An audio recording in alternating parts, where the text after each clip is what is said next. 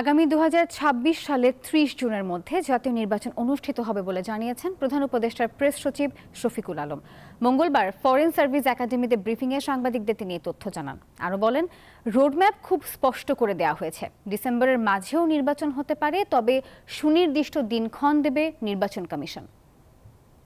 Roadmap খুব স্পষ্ট roadmap দেওয়া হয়েছে, ঠিক না?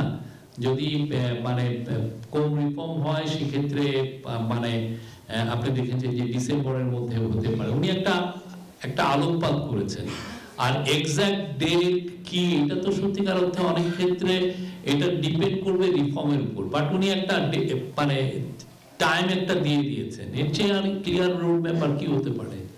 আপনি এক্সপেক্ট করতে পারেন যে ইলেকশন হচ্ছে 2026-এর জুনের 30 তারিখের মধ্যে।